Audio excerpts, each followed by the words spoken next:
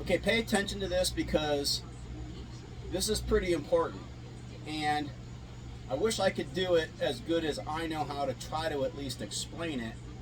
But getting you younger guys, especially when you have good mechanics for the most part, when you start to fine tune the intricacies of this hip location, legs, hips, feet, knees, this lower body is creating the runway for the arms and the hands to swing. Here's the thing. If the camera's looking straight at this body position, just like this, you have to remember, and I know you know this, that we're loading it up first, and then we're changing direction. The change of direction against stance width, not too wide because then I can't get that hip over there, maybe quite as clean.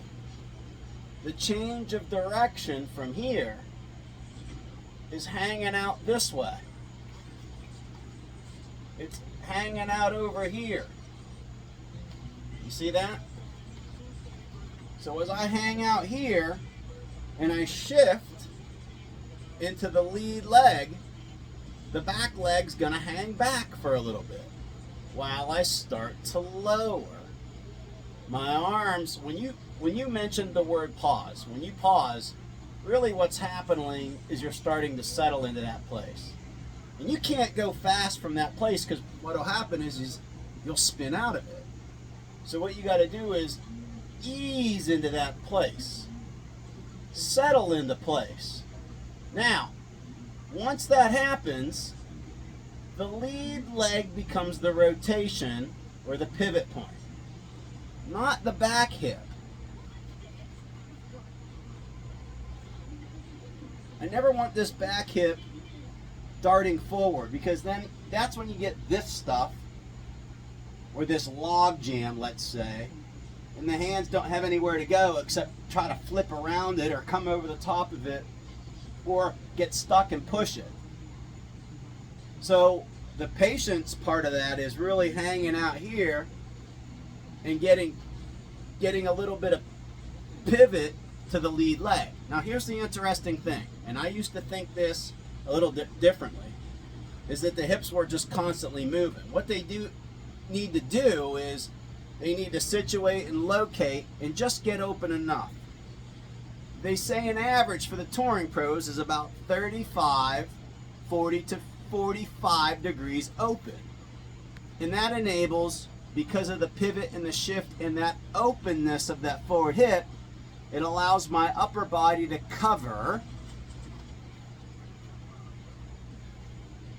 It allows my upper body to now do a lot of work because I don't intervene or clog up the area where I need to do the work with my hands for the club.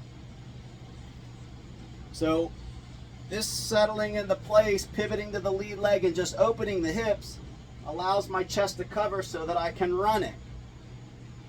It allows the runway to stay free and open so I can really not over manipulate the club face. So I can run the upper body.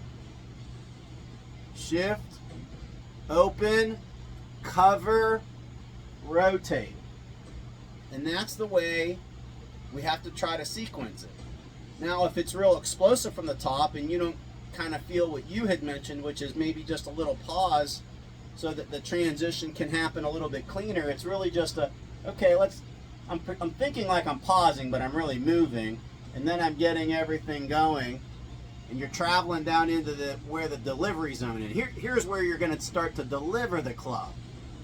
And we're not going to stop movement from there with your chest and your arms and your hands. They're going to polish it off.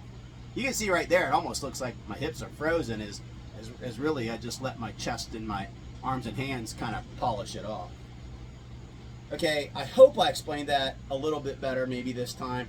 Sometimes, I probably mentioned that before in one of our earlier lessons in some ways, but it's good just to have a video of it and go back and kind of listen to the way that it's approached.